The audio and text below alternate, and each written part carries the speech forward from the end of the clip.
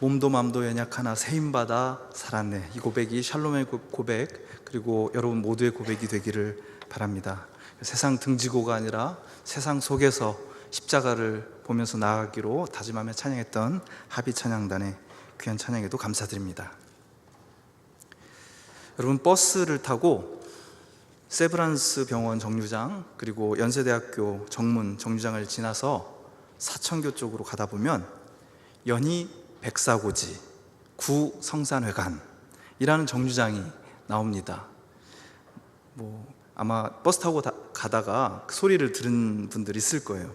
저는 창천교회 오기 전에 몇 년 전 어느 출판사와 약속이 있어서 그곳으로 찾아가기로 했는데, 저한테 그러는 거예요. 750번을 타고 연희 백사고지 앞에서 내리면 된다, 이렇게 얘기를 하는 겁니다. 좀 특이한 이름이어가지고 제가 제 차 이름을 확인했습니다. 그랬더니 정말로 연희 백사고지였습니다. 그럼 고지라는 이름은요, 주로 전쟁과 관련해서, 군사작전과 관련해서 쓰이는 이름이죠.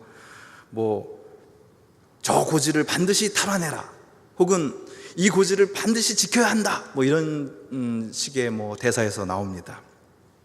아니나 다를까 백사고지는 6.25 전쟁 때 아주 결정적으로 중요한 전투가 있었던 곳입니다.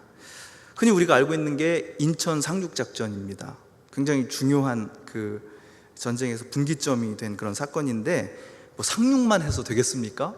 상륙을 해서 서울로 들어오는 거예요. 서울에 와서 수복을 해야 되는 겁니다.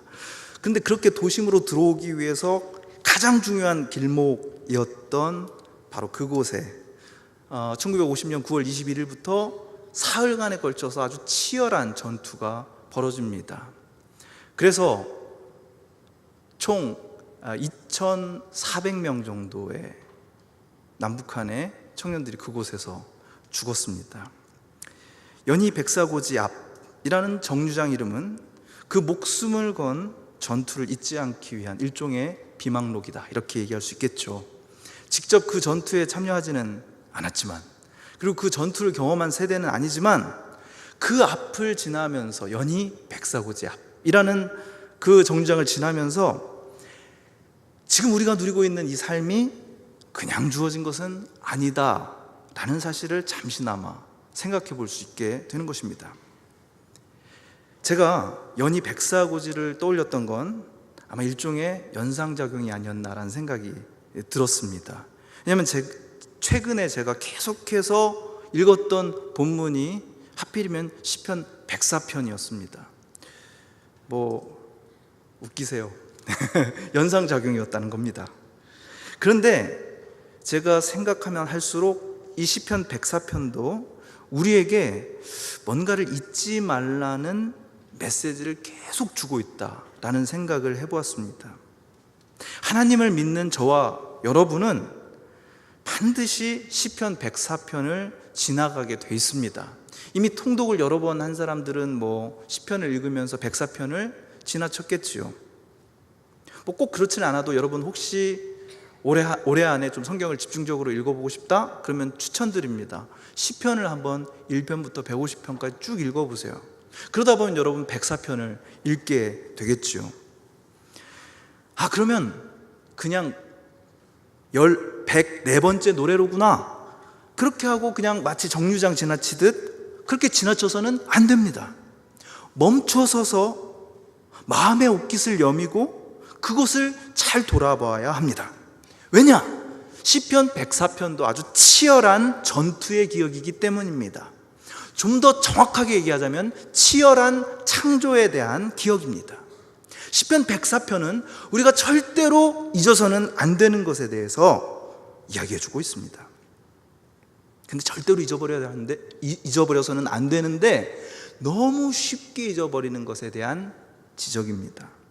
그게 뭘까요? 지금 우리가 생명을 누리면서 살고 있음이 절대로 당연한 게 아니다라는 사실입니다. 여러분, 지금 우리가 이 자리에서 예배드리고 있는 게 너무 당연해 보입니까? 그렇지 않다는 거예요. 우리가 들숨 날숨을 가지고 호흡하면서 살고 있다는 사실이 그냥 당연해 보입니까? 그게 아니라는 거예요. 산과 물이 있다는 것, 땅과 바다가 있다는 것, 사람과 짐승이 숨쉬고 살고 있다는 것. 이 모든 것이 하나님께서 창조하신 것이다. 그냥 있는 것이 아니다. 하나님께서는 혼돈의 세력과 맞서 싸우시면서 생명의 공간을 창조해 내십니다. 아주 치열한 싸움이에요. 그래서 우리가 백사고지를 지나면서 오늘 우리가 이 정도 안전하게 사는 거, 이거 그 옛날 그 치열한 싸움이 있었기 때문에 가능한 일이었구나, 이렇게 할 수 있는 것처럼 우리는 시편 104편을 읽으면서 오늘 우리가 이렇게 살고 있다는 것 결코 당연한 일이 아니구나, 내가 살아있다는 사실, 내 옆에 누군가가 있다는 사실이 엄청난 신비로구나, 이 사실을 깨닫게 됩니다. 여러분, 이 생명을 창조하시는 하나님의 모습을 104편은 마치 전투에 나선 장군처럼 그리고 있습니다. 2절을 보면 이렇게 나와 있죠. 옷을 입음같이 빛을 입으시며 하늘을 휘장같이 치셨다. 우리 주님께서 빛을 마치 갑옷처럼 입으십니다. 하늘을 딱 붙잡아서요, 마치 커튼처럼 치십니다. 3절에 보면 구름으로 자기 수레를 삼으시고 바람날개로 다니신다, 이렇게 나와 있습니다. 여러분, 하늘의 구름을 수레로 삼으셨다. 이거 수레가 영어 성경에서는 chariot 이렇게 되어 있습니다. 전차예요. 그냥 타고 다니는 차가 아니라 전차입니다. 그리고 바람처럼 움직이세요. 그리고 물이 자꾸만 산 위로 치솟아오르는 일종의 침공이 일어납니다. 그러자 하나님께서 거기에 대처하십니다. 창조 세계에 뭔가 문제가 생겼을 때 7절에 보니까 주께서 꾸짖으시니 물은 도망하고 주의 우레소리로 말미암아 빨리 간다. 서둘러 물이 도망가는 장면을 묘사하고 있는 겁니다. 아주 적극적으로 하나님께서 나타나셔서 소리쳐서 꾸짖으시고 물을 물리치시는 거예요. 그리고 9절에 보면 주께서 물의 경계를 정하여 넘치지 못하게 하시며 다시 돌아와 땅을 덮지 못하게 하셨나이다, 이렇게 나와 있습니다. 마치 오랑캐들을 물리치는 용맹한 장군과 같은 모습으로 창조주 하나님을 그려내고 있습니다. 그렇게 하나님께서는 빛의 갑옷을 입으시고 구름 전차를 타시고 혼돈의 세력과 맞서 싸우십니다. 왜요? 이 세상에 살고 있는 모든 생명들에게 필요한 생명의 공간을 만들어 주시기 위해서입니다. 시편 104편은 이렇게 생생한 언어로 우리의 기억력을 깨웁니다. 머리로 기억하는 것이 아니라 가슴과 온 존재로 기억해야 할 한 가지 사실을 우리에게 얘기해 줍니다. 그분이 모든 것의 창조주시다. 그분이 지으셨다. 그분이 생명을 지으셨다. 그러므로 지금 우리가 이 자리에서 누리고 있는 생명은 결코 당연한 것이 아니다. 우연이 아니다. 이겁니다. 존재하는 모든 것의 생명 공간, 흔히 생태계라고 부르는 그것을 위해 쌓으신 하나님의 값진 선물이 오늘 우리가 누리고 있는 주변에 있는 만물들, 그 내 옆에 있는 사람들이에요. 내가 딛고 서 있는 땅이고 내가 숨쉬고 있는 공기입니다. 아주 당연한 말 같죠? 근데 이 세상에 많은 아주 중요하고 당연한 진리가 모두 그렇듯이 우리는 이것을 아주 쉽게 잊어버리고 삽니다. 우리는 하나님께서 땅과 하늘의 창조주라고 입으로는 고백하지만 그 의미를 깊이 생각하지 않습니다. 하나님이 지으신 이 세계에 대한 경외심을 상실해버렸어요. 관심이 없습니다. 그게 뭐가 관심이 있어요? 지금 내가 이번 주에 해야 할 일들이 얼마나 중요한 일들이 많이 있는데, 이 세계는 그저 우리 인간들을 위해 존재하면 된다, 이렇게 생각합니다. 왜냐하면 인간이 중요하니까요. 그 중에서도 내가 제일 중요하니까요. 내 자신의 안녕과 편안함보다 중요한 것은 없습니다. 그게 나만의 편안함과 안녕에 집중하다 보니까 다른 게 별로 눈에 들어오지 않는 겁니다. 그리고 그 결과는 여러분이 생각하는 것보다 대단히 심각합니다. 여러분, 지난 한 달 어떻게 지내셨습니까? 그냥 견딜만한 더위던가요? 아니, 이건 아니다. 이게 도대체 무슨 일이 생긴 건가? 그런 생각이 드시던가요? 더위 먹어서 힘들어하는 청년들 봅니다. 심지어는 물고기가 잘 안 잡혀서 사업에 지장이 생기는 사람들도 있어요. 여러 가지 문제들이 벌어지고 있습니다. 더워도 너무 덥다. 창서초등학교 앞에 떡볶이집이 잠깐 문을 닫았어요. 너무 더워서. 작년에도 무지 덥다고 우리가 했습니다. 올해에 비하면 견딜만 했던 더위 먹어서 그래요. 작년에 에어컨 거의 안 틀고 살았는데 올해는 진짜 너무 힘든 그런 시간들을 보냈습니다. 여러분께 한번 묻고 싶어요. 내년 여름에 나아질까요? 그랬으면 정말 좋겠는데 많은 사람들이, 그 중에서도 학자들은 그렇지 않을 거라고 주장합니다. 지구온난화에 따른 폭염, 가뭄, 심각한 기상재앙의 소식들이 점점 자주 들려옵니다. 어제는 뉴스를 보는데 고추 농사로 굉장히 큰 수확을 올렸던 농가에서 다 말라서 그냥 타버린 거예요. 고추들이. 저수지에 물이 없습니다. 현재 우리나라의 저수지의 평균 보유량의 52.6%인가요? 그 정도만 있다고 그래요. 땅이 변하고 있습니다. 이스라엘 히브리 대학의 역사학 교수인 유발 하라리, 그는 사피엔스라는 책을 통해서 인간에 의한 생태계 파괴의 참상을 아주 담담한 어조로 정리해 줍니다. 그는 이렇게 말합니다. 세상이 호모 사피엔스의 필요에 맞게 변형되면서 서식지는 파괴되고 종들은 멸종의 길을 걸었다. 과거 녹색과 푸른색이었던 우리의 행성은 콘크리트와 플라스틱으로 만든 쇼핑센터가 되어가고 있는 중이다. 그러면서 아주 재밌는 정보를 전달해 줍니다. 현재 지구상에는 70억 명 정도의 인간이 있다고 합니다. 근데 그 모든 사람을 저울에 이렇게 세워놓고 그 위에 서게 하면 약 그 무게가 3억 톤이라고 합니다. 자, 그런데 인간이 먹고 사는 문제를 위해서 혹은 가축으로 기르고 있는 소, 돼지, 닭 등의 무게를 합치면 약 7억 톤이라고 합니다. 인간들 3억 톤, 인간이 먹는 데 필요한 짐승들 7억 톤, 합쳐서 10톤입니다. 그런데 현재 살아있는 우리가 먹는 그런 동물들이 아닌 다른 동물들, 엄청 큰 고래, 코끼리 이런 거 다 합쳐도 1억 톤이 안 된답니다. 하라리는 특유의 재치 있는 언어로 이 현실을 이렇게 정리합니다. 인류, 정말로 지구를 접수하다. 완전 접수해버렸어요. 그런데 그 결과로 생긴 생태계 파괴로 이제 머지않아 인간 스스로도 멸망할 수 있음을 지적합니다. 그리고 생태계가 그렇게 파괴된 주요 원인은 아주 분명해요. 얘기는 하지 않지만 인간의 소비입니다. 무분별한 소비. 유발 하라리에 의하면 그 와중에서, 생태계가 이렇게 파괴되는 와중에서 인간 때문에 가장 힘든 존재들이 바로 다른 동물들이라는 사실을 지적합니다. 인간은 다른 동물들의 운명을 과거 200년 동안 처참하게 짓밟았습니다. 상상 초월의 고통을 안겼습니다. 예컨대 닭의 고유한 본능은 자기가 사는 곳을 정찰하는 것입니다. 닭들은 여기저기 돌아다니면서 어디 톡톡 찍어보고 그런 걸 굉장히 좋아해요. 그리고 위계 질서를 딱 정하는 거 좋아합니다.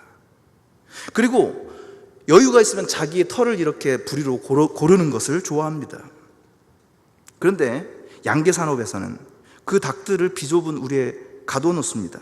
한 마리에게 주어지는 바닥 면적이 평균 가로 25cm, 세로 25cm입니다. 돼지는 포유동물 중에 가장 지능과 탐구심이 뛰어난 동물입니다. 호기심이 많아요. 뭔가 새로운 것을 경험해보고 싶은 동물입니다. 그런데 산업화된 돼지 농장의 축사는 돼지가 몸을 한번 돌릴 수 없을 정도로 비좁습니다. 소들의 운명이요, 가장 비참합니다. 동물들은 복잡한 감정을 지닌 살아있는 생명체들입니다. 근데 인간은 맛있게 먹기 위해서 그 동물들을 기계 취급하고 있는 거예요. 오로지 인간에게 맛있는 먹을거리를 제공하기 위해서입니다. 동물들은 육체적인 불편뿐만 아니라 원하는 삶을 살지 못하는 것 때문에 느끼는 심리적 좌절감, 박탈감, 스트레스를 느끼고 있다고 합니다. 그래야 고기 맛이 좋대요. 동물들이 어떻게 느낄까 생각하면서 먹으면 잘 안 넘어가겠죠. 육류 소비가 감소되겠죠. 그러나 다행스럽게도 대다수의 인간들은 동물의 감정 따위에는 아랑곳하지 않고 잘 먹습니다. 그래서 살이 찝니다. 근데 비만은 소비지상주의의 이중승리다, 그렇게 하라리는 주장합니다. 왜냐? 많이 먹으면 경제가 살고, 게다가 살이 찌니까 다이어트 산업이 성황을 이루기 때문에 경제 성장의 이중으로 기여한다, 그렇게 얘기합니다. 우리는 지구온난화가 되어서 점점 이렇게 더워지다가 지구가 망하면 어떻게 되지 하고 염려합니다. 그러나 그 염려도 내가 죽을까봐, 내가 불편할까봐 걱정이죠. 애꿎은 짐승들은 이 지구에 함께 살고 있는 저 인간들 때문에 평생 생명다운 생명도 살아보지 못하고 공멸합니다. 짐승의 입장에서는 참 어처구니 없는 일이 아닐 수가 없는 거죠. 유발 하라리는 사피엔스의 마지막 부분을 이렇게 끝맺습니다. 우리는 스스로를 신으로 만들면서 아무에게도 책임을 느끼지 않는다. 그 결과 우리의 친구인 동물들과 주위 생태계를 황폐하게 만든다. 오로지 자신의 안락함과 즐거움 이외에는 추구하는 것이 거의 없지만 그럼에도 결코 만족하지 못한다. 스스로 무엇을 원하는지도 모르는 채 불만족스러워하는 무책임한 신들, 이보다 더 위험한 존재가 있을까? 끝. 사피엔스라는 책의 끝입니다. 인간이 온 창조 세계를 망쳐놓고 있습니다. 저도 마찬가지입니다. 근데 유발 하라리는 문제의 핵심을 보고 있어요. 거기에 뭐가 있냐? 인간이 스스로를 신으로 만들었다는 겁니다. 내가 원하는 것, 내가 이루고 싶은 것, 이건 노타치예요. 그러니 신이죠. 이 세상이야 어쨌든, 동물들이야 어찌됐든 맛있게 먹고 편하게 누리고 꾸미겠다는 무책임한 신들로 넘쳐나고 있는 세상이라는 겁니다. 그럼 바로 그렇기 때문에 시편 104편은 연이 백사고지 이상으로 우리에게 굉장히 중요합니다. 하나님을 믿는다고 말하면서도 주변의 자연과 동물들에게는 철저하게 무관심한 인간들, 자기가 온 세상의 중심이라고 착각하는 인간들에게 백사편은 아주 정확한 실상을 보여주고 있습니다. 백사편을 처음부터 끝까지 읽어보면 알겠지만 오늘의 시편에서는 놀랍게도 인간에 대한 관심이 전혀 없어요. 대부분의 성경 말씀을 보면은 우리의 믿음이라든지 우리의 헌신이라든지 이런 거 굉장히 높이 평가하고 있어요. 시편도 마찬가지입니다. 주께서 내 원수의 목전에 상을 베푸시니, 그러면서 인간에게 굉장히 하나님께서 정과 사랑과 관심을 쏟으시는 모습들이 나타납니다. 근데 충격적으로 백사편에서는 인간은요 주변부 인물입니다. 아싸예요. 아웃사이더. 있는지 없는지도 잘 눈에 띄지도 않습니다. 빛, 하늘, 물, 바람, 산, 이런 것들이 하나님의 첫 번째 관심사입니다.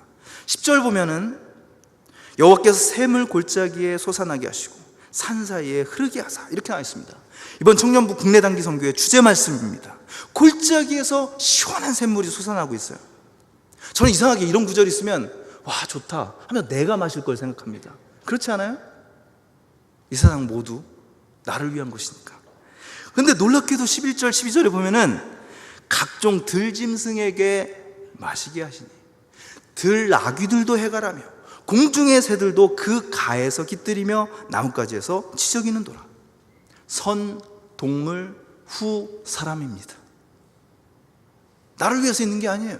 그깟 샘물쯤이야 정말 동물들이 먼저 먹으면 되고 나는 생수 마시면 되지, 이렇게 생각하십니까? 이 세상에 있는 만물들이 인간을 위해서 존재한다는 착각을 깨부수고 있습니다. 13절부터 15절까지는 먼저 가축에게 하나님께서 풀을 베푸시고 제공하시고 사람에게 채소를 공급하십니다.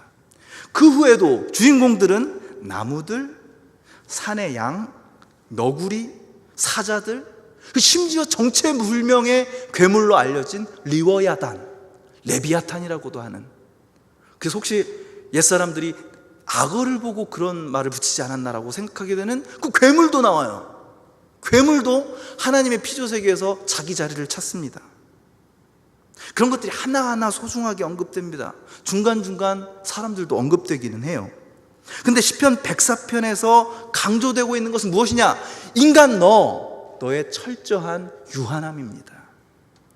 29절에 보면은 주께서 그들의 호흡을 거두신 즉 그들은 죽어 먼지로 돌아가나이다. 호흡을 거두시면 끝이에요. 새들이 그렇듯이, 다른 짐승들이 그렇듯이 하나님께서 호흡을 취하시면 우리도 끝입니다. 이 말은 창세기 2장 7절 하나님께서 인간을 흙으로 만드셨다라는 선언과 통합니다. 그러면 히브리어로 사람을 아담이라고 합니다. 근데 흙이 아담마 이렇게 돼 있어요. 하나님께서 아담마에서 아담을 만드셨다 이렇게 이야기하고 있어요. 재밌는 표현입니다. 영어로도 이렇게 번역할 수 있을 것 같아요. Humans come from humus. 흙이란 뜻입니다. 우리는 흙에서 왔어요. 인간은 흙에서 와서 흙으로 돌아가게 됩니다. 인간은 신이 아니에요. 하나님께서 지으신 것입니다. 산과 시내와 붉은 노을과 아침에 떠오르는 태양처럼 똑같이 하나님의 피조물입니다. 하나님께서 호흡을 걷어가시면 흙이에요. 우리가 있기 전부터 있었던 흙, 지금도 밟고 서 있는 흙, 우리가 죽은 후에도 남아있을 그 흙이 되어 버립니다. 자, 그런데 이 엄연한 사실 속에서 우리는 어떻게 살아가고 있습니까? 우리는요, 내가 너무 중요합니다. 내 생각으로 가득합니다. 내가 하는 일에 대한 고민으로 쩔어 있습니다. 남에게 잘 보여야 한다는 강박도 있습니다. 남에게 무시되어서는 안 되고 도도하게 인정받으면서 일단 나의 안정을 구축하고 그 다음에 사랑도 하고 그 다음에 뭐 좀 좋은 일도 하고 그런 생각을 하고 있는 거죠. 몇 년 전에 우리 중고등부 학생들하고 그림 그리기를 해본 적이 있습니다. 너는 너의 인생에서 어떤 열매들이 맺혔으면 좋겠니? 라고 제가 그 고등부 학생들한테 그림을 그리게 했어요. 근데 한 여학생이 그림을 딱 그렸는데 뭐 평화 뭐 이렇게 뭐 성공 이런 것도 있는데 큰 열매가 하나 있는데 그 열매에 뭐라고 썼냐면 도도함. 도도함이라는 열매를 맺고 싶다는 거예요. 와, 고마웠습니다. 너무 솔직하게 그 시대의 청소년들이, 어쩌면 여러분들이 원하는 삶, 그걸 써놓지 않았나라는 생각이 들었어요. 도도함을 원합니다. 도도함. 다른 사람들에게 무시당하지 않고 약간 에로건트하게, 다른 사람들을 위해서 이렇게 좀 잘나 보이고 싶은 그런 마음이 있는 거예요. 그것만큼은 놓치지 않고 싶다. 이 마음이 자기가 맺고 싶은 열매의 도도함을 딱 써놓은 거예요. 절묘하지 않습니까? 혹시 여러분들이 맺고 싶은 삶의 열매 가운데는 도도함 없어요? 제가 보기엔 있는 것 같아요. 제법.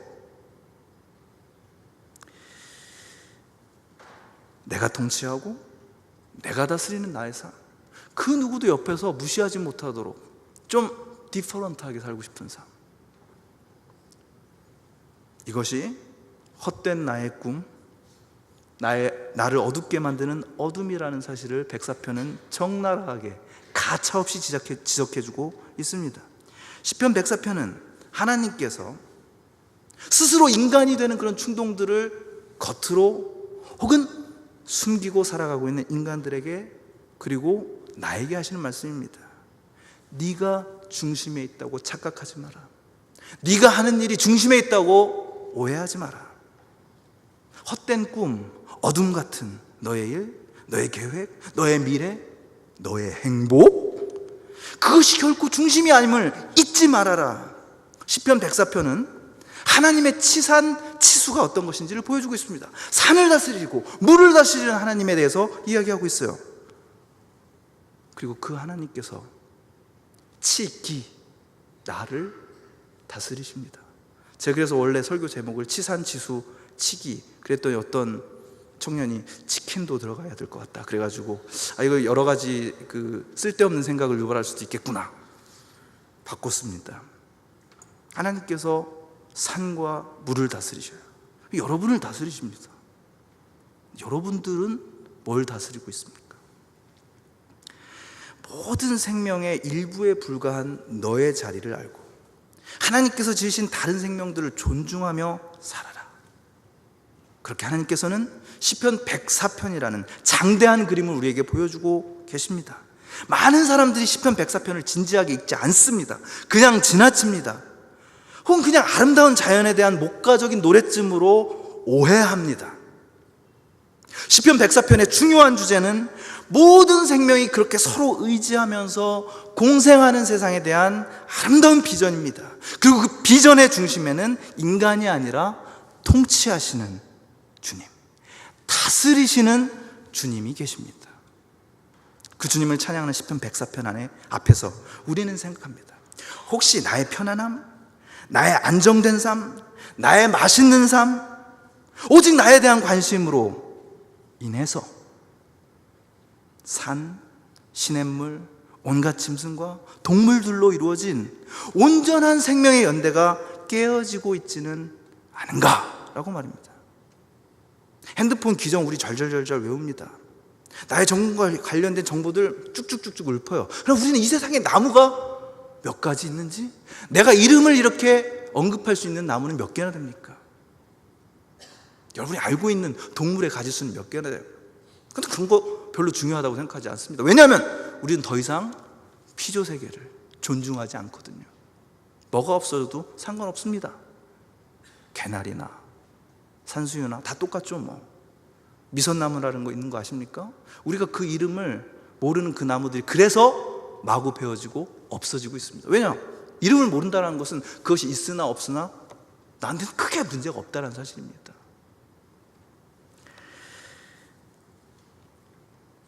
시편 104편 앞에서 우리는 돌아봅니다.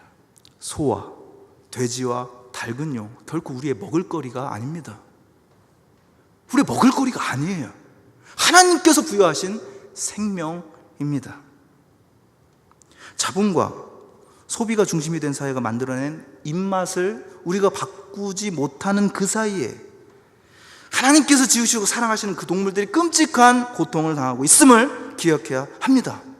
그럼 저에게 이렇게 물을지도 몰라요. 먹지 말라고? 아니에요. 여러분 적게 먹으시면 됩니다. 내가 뭘 먹고 사는지를 돌아보면서 최소한 이런 생태계 위기의 시대에 내가 이렇게 지혜롭게 소비할 수 있구나, 이렇게 지혜롭게 먹을 수 있구나 해봐야 됩니다. 이거 중요한 신앙적인 실천입니다. 덜 먹어야 합니다. 그리고 내가 먹는 것이 어떤 것인지를 조심하게 살피면서 먹어야 합니다. 다른 사람 보지 마시고 자기 자신을 생각하세요. 무엇보다도 동물도 하나님의 숨결로 이루어진 생명이라는 사실을 인식하고 살아야 합니다. 덜 소비해야 합니다. 시편 104편은 온 생명세계, 생태계에 대한 하나님의 비전을 보여주시면서 우리에게 생태학적 회개를 요구하십니다. 하나님께서 혼돈의 세력과 싸워 만들어내신 온 생명세계와 공존과 연대의 끈을 맺고 그것을 소중하게 여기면서 살아야 합니다. 그렇지 않고 마음껏 먹고 소비하고 그러면서 무책임하게 사는 거, 그거 죄 짓는 겁니다. 그것은 하나님의 뜻에 어긋나는 것임을 똑똑히 알아야 합니다. 이 세계는 결코 인간들을 위한 것 아닙니다. 더더욱 도시인들의 것이 아닙니다. 오늘 목요일, 수요일 강원도 평창으로 떠나는 국내 단기 선교 단원들은, 그리고 그들을 기도 응원하는 여러분들은 시편 104편을 읽으며 찬양하며 기도할 것입니다. 그리고 단호하게 지금까지 내가 살아왔던 삶과는 다른 삶을 선택해 보시기를 주님의 이름으로 축원합니다. 그렇죠. 아멘 소리가 안 나오죠. 어려우니까. 그렇지만 온 생명의 주인이신 주님께서 원하시는 삶을 애써 선택하는 구체적인 훈련이 될 것입니다. 여러분의 먹을거리가 바뀌면 반드시 여러분의 삶의 허영과 허세와 허망한 꿈들이 사라질 겁니다. 그럴 수밖에 없어요. 우리가 다 알고 있지만 귀찮아서 불편해서 안 했던 거, 그거 하면 됩니다. 내가 어떻게 먹느냐가 중요합니다. 나에게만 집착하지 않고 다른 생명을 얼마나 배려하고 사느냐가 중요합니다. 우리가 하는 기도 속에도 참 내가 많습니다. 거의 나만 있어요. 그러나 아침, 저녁, 점심, 저녁에 한 번 이상씩 우리로 인해 신음하고 있는 이 세상을 위해서, 생태계의 회복을 위해서,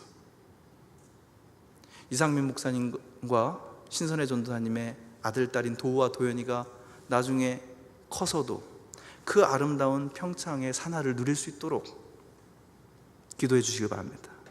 하나님께서 온 생명세계와 더불어 나누기 원하시는 아름다운 비전의 일부가 되어서 살아가는 저와 여러분이 되시기를 주님의 이름으로 축원합니다.